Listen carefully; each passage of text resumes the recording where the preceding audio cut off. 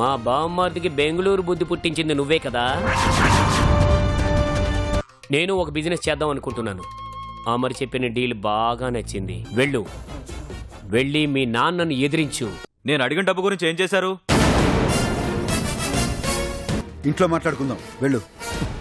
లేదు, ఇక్కడే తేలిపోవాలి.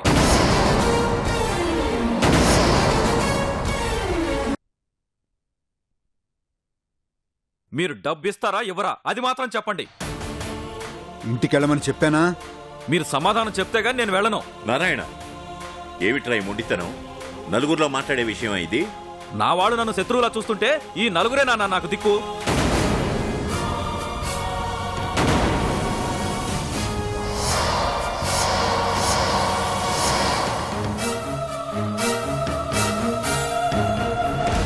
చెప్పండి నాన్న, ఎప్పుడిస్తారు నాకు ఆ డబ్బు? ఓ, నలుగురిలో నిలదీస్తే మీ నాన్న లొంగిపోయి డబ్బిస్తాడనుకున్నావా? నన్ను బెదిరించి నువ్వు అనుకున్నది సాధించాలనుకుంటే అది నీ వెర్రితనమే అవుతుంది. అంటే ఏంటి నాన్నగారు? నాకు డబ్బు ఇవ్వడం కుదరదంటారు అంతేగా? అంతే. అయితే నా నిర్ణయం కూడా వినండి. ఎప్పుడైతే నాకు విలువ లేదని తెలిసిందో అప్పుడు మీతో నేను కలిసి ఉండాల్సిన అవసరం లేదని అర్థమైంది.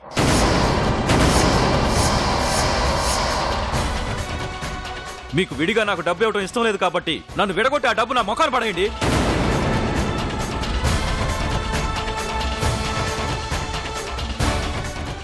ఆస్తి పంచేయండి నాన్నగారు. నా తిప్పలో నేను పడతాను. తర్వాత కష్టమైన నష్టమైనా అది నా సమస్య అవుతుంది. రేయ్, ఏంట్రా నీ సమస్య? 4 లక్షల తేడానే కనిపెట్టలేకపోయావు. ఇంకా నువ్వేం చేస్తావురా వ్యాపారం? అన్నయ్య,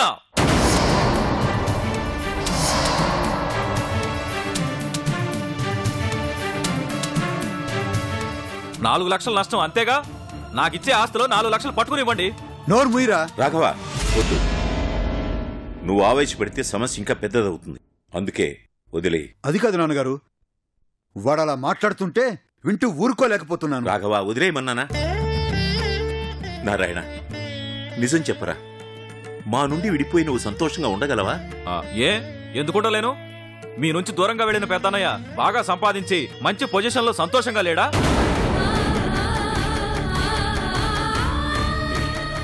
రేయ్, ఏం కూసావురా నిన్ను? రాఘవ, ముందు నువ్వు ఇక్కడి నుంచి వెళ్ళిపో. అది కాదు నాన్నగారు, వాడు ఎలా మాట్లాడుతున్నాడు? వెళ్ళు. లేదు నాన్నగారు, వాడి సంగతి తేల్చాల్సిందే. వెళ్ళరా. అరే,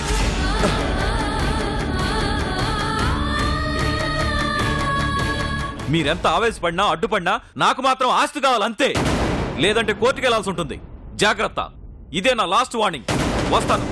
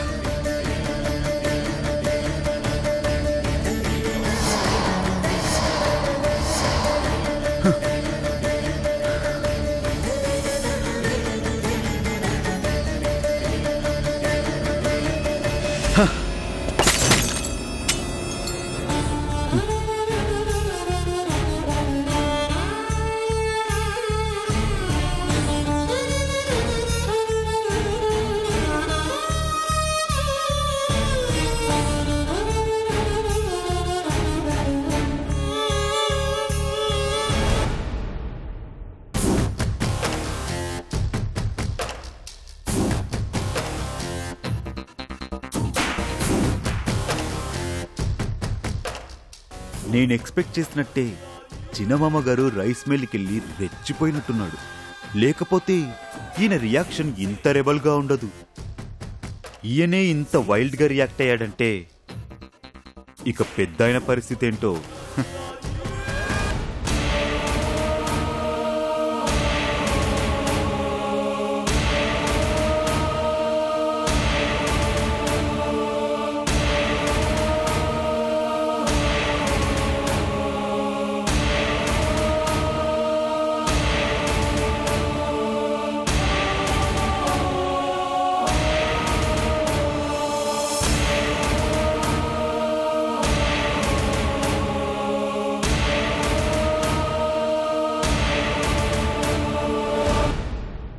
ఏమైందండి?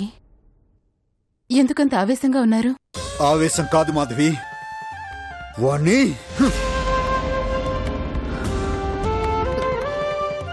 ఎవరి గురించండి? ఇంకెవరు మాధవి? మీ మరిది గారి గురించే.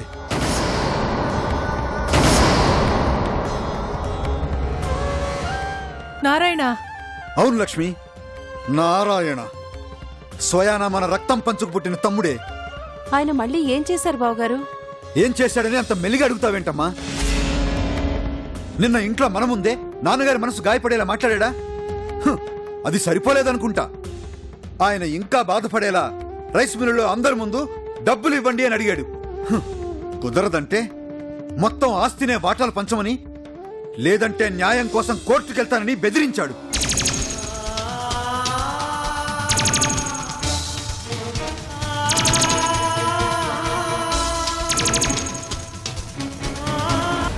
మన స్పీచ్తో మా చిన్నమామకి పిచ్చి పీక్ స్టేజ్కి వెళ్ళినట్టుంది.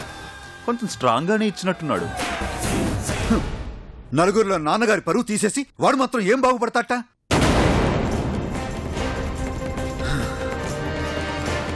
రానివాణ్ణి ఈరోజు వాడో నేనో తేలిపోవాలి. అన్నయ్య, వాడేదో మూర్ఖత్వంతో అలా వాగాడు.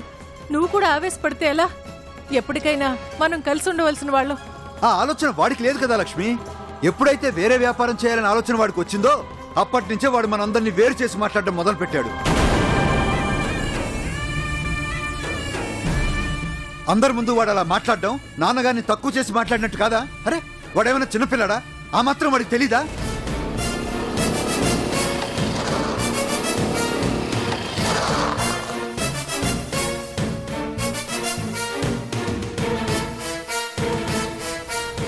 లేదు లక్ష్మి, వాడిని అమాయకుడు అనుకుని మనం మోసపోయాం. కానీ వాడు అమాయకుడు కాదు, తెలివి తక్కువవాడు అంతకన్నా కాదు. ఇంట్లో డబ్బులు అడిగితే అందరం వాడికి వ్యతిరేకంగా మాట్లాడుతున్నామని రైస్ మిల్లులో పనివాళ్ల ముందు నిలదీశాడు.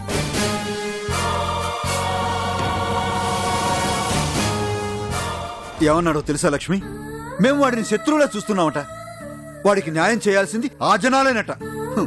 అందుకే వాళ్ళ ముందు అడిగాడు.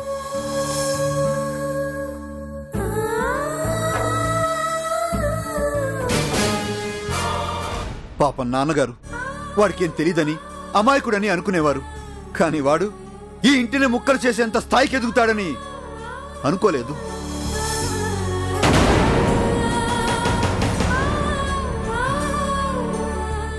లేదు లక్ష్మి, ఈ ఇంటికి ఏదో శని పట్టింది.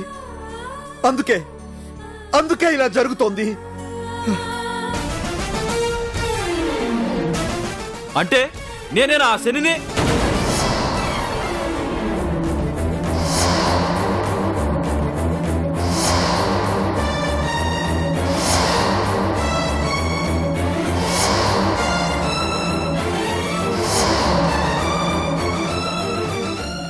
అన్నయ్య అను, నువ్వు ఇప్పుడు ఎన్నైనా అంటావు.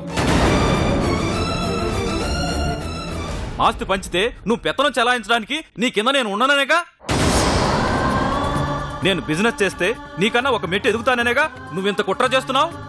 చెయ్యి, నువ్వేం చేసినా ఈ ఆస్తి పంచకుండా నేను వదిలిపెట్టను, గుర్తుంచుకో. నారాయణ, నారాయణ,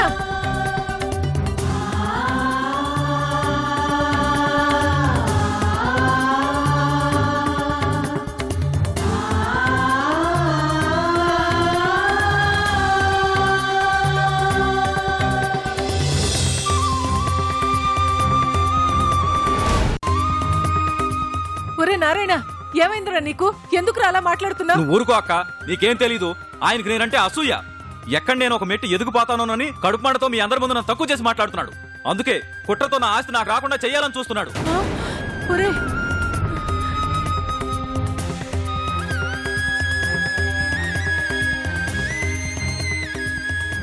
రే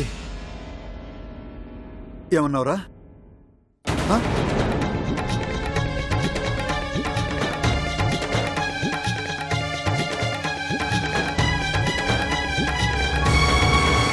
రే నాది అసూయ, ఆ?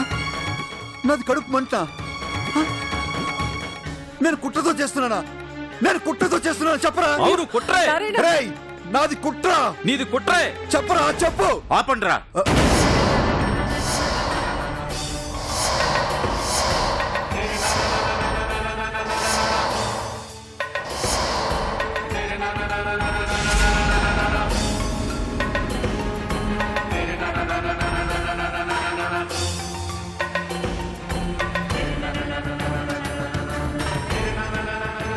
ఇది చూడ్డానికేనా నేను ఇంకా బ్రతుకున్నది?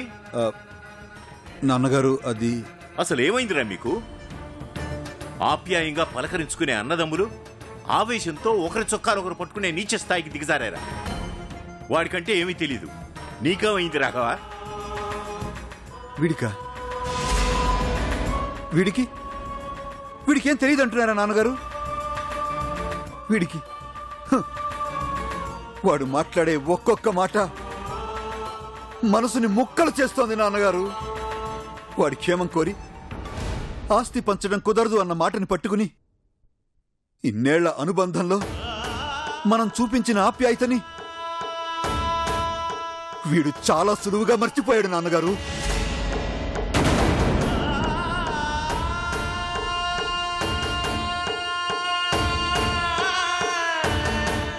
వాడు మూర్ఖత్వంతో తీసుకున్న నిర్ణయాన్ని కాదన్నానని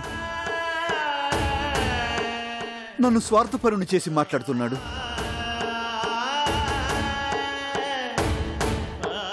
తట్టుకోలేకపోతున్నాను నాన్నగారు, తట్టుకోలేకపోతున్నాను.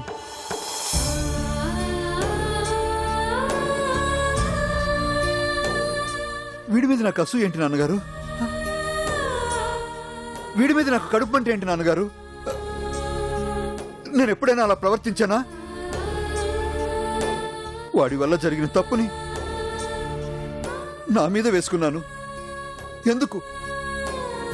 వాడి కారణంగా 4 లక్షలు తేడా వస్తే మీరెక్కడ వాడిని కోప్పడతారో అని. మీరే చెప్పండి నాన్నగారు, దాని అసూయ అంటారా, అభిమానం అంటారా? అది అభిమానం కాదు, నువ్వు అధికారంతో నాకు చేసిన అవమానం. నారాయణ, అయినా ఇప్పుడు అవన్నీ అనవసరం. నాకు ఆస్తి కావాలి, డబ్బు కావాలి.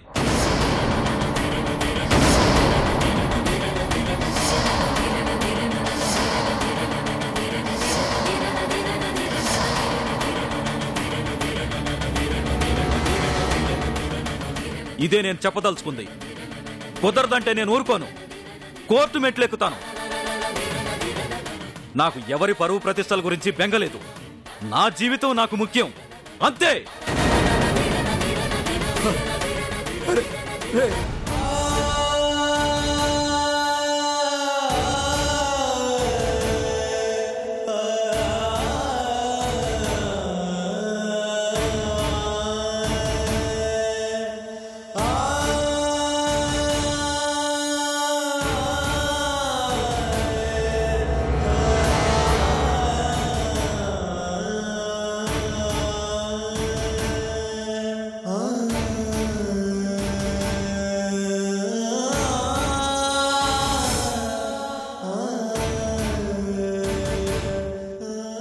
మొన్న కోర్టులో గెలిచిన ఆస్తి పంచుతానన్నారుగా, అది మా అమ్మ ఆస్తి. దాని తాలూకా 25 లక్షలు ఇవ్వండి చాలు. అయినా ఇప్పుడు అవన్నీ అనవసరం. నాకు ఆస్తి కావాలి, డబ్బు కావాలి.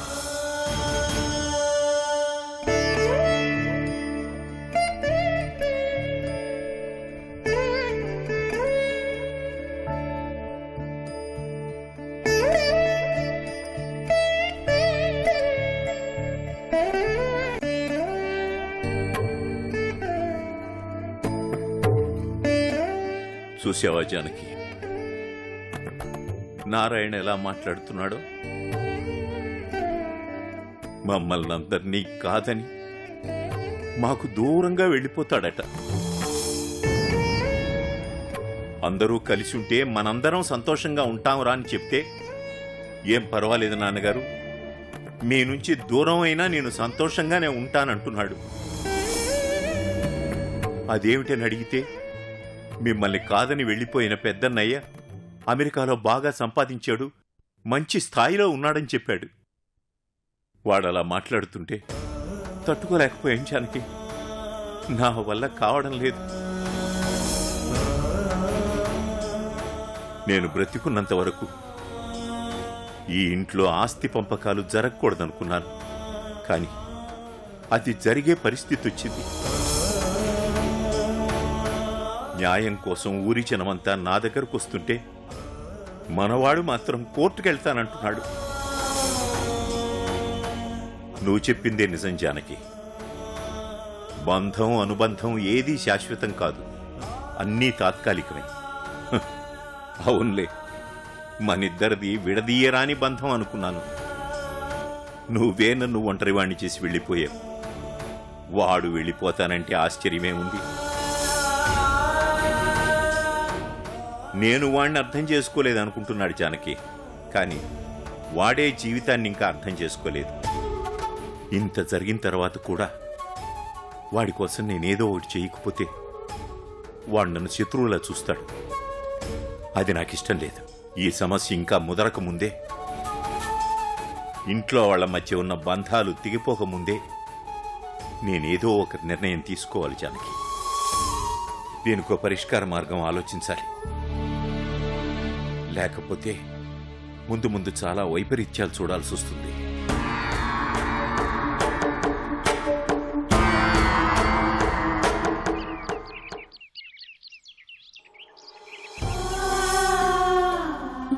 ఏంటిది? ఈ గొడవలు ఎప్పటికి ఆగుతాయో? పచ్చగా ఉన్న కుటుంబంలో మా ఆయనే చిచ్చు పెడుతున్నాడేంటి? మా ఆయన మారాలి, ఈ గొడవలు ఆగిపోవాలి. అందరూ ఎప్పుడు మళ్ళీ సంతోషంగా ఉంటారో.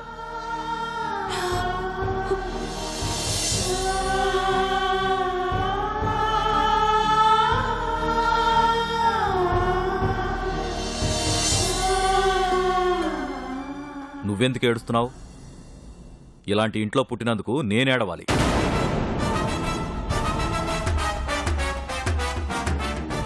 ఇది ఇల్లు కాదు, జైలు.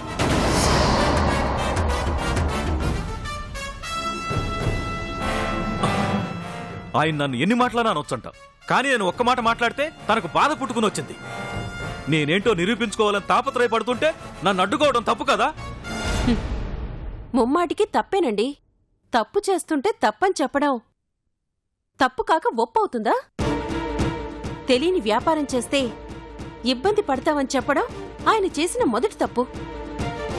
మిమ్మల్ని అమాయకులు అనుకోవడం ఇంకా పెద్ద తప్పు. మీరు చెప్పిందే నిజమండి. మిమ్మల్ని ఇంట్లో వాళ్ళు సరిగ్గా అర్థం చేసుకోలేకపోయారు. నా ఆవేదన నీకు వెటకారంగా అనిపిస్తుంది కదా? నువ్వు కూడా నన్ను అర్థం చేసుకోవడం లేదు. నేనేం చేసినా అది నీ కోసం, మన పిల్లల కోసమే.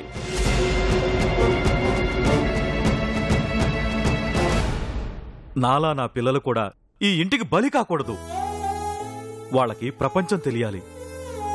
వాళ్ళు మంచి మంచి ఇంటర్నేషనల్ స్కూల్లో చదవాలి, దేశ విదేశాల్లో తిరగాలి. అవన్నీ ఇక్కడుండి కూడా చేయొచ్చు. ఎలా అనిత? కూలోడు 10,000 అడిగితేనే ఇవ్వడానికి దిక్కులేదు. అసలు సంపాదన అంటేనే నాకు తెలియదు. ఇక్కడే ఉంటే నాకెప్పటికీ తెలీదు. 10కి 25కు ప్రతి విషయానికి అన్నయ్యను నాన్నను అడుగుతూ ఉండాలా? ఆశ్చర్యంగా ఉందండి. ఇంత పౌరుషంగా మాట్లాడుతున్న మీరు వ్యాపారం కోసం మాత్రం ఎందుకు మామయ్య గారిని డబ్బు అడుగుతున్నారు?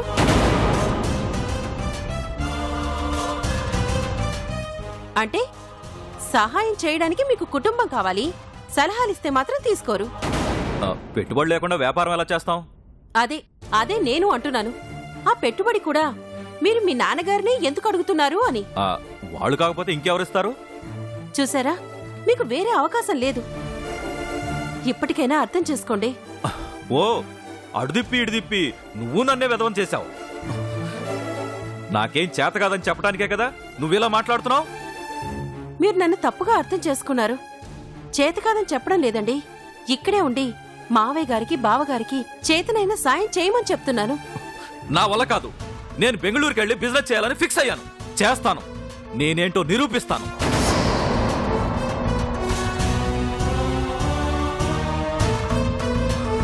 ఎవరు అర్థం చేసుకున్నా చేసుకోకపోయినా నా భార్య నాకు విలువిస్తుందని అనుకున్నాను. కానీ నా భార్య నాకు విలువ లేకుండా మాట్లాడుతుందని నేను అనుకోలేదు. బాధగా ఉంది అనిత, బాధగా ఉంది. ఏమండి ఏమండి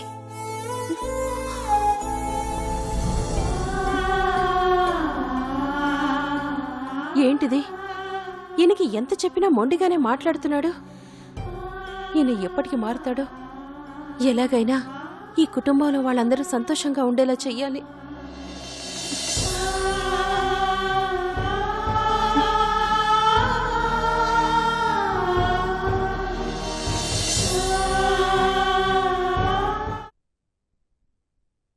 మన మధ్య మనస్పర్ధలు మొదలయ్యాయి. అవి ఎక్కువ కాకముందే ఎవరి వాటా వాళ్ళకి పంచడం మంచిదని నిర్ణయించుకున్నాను.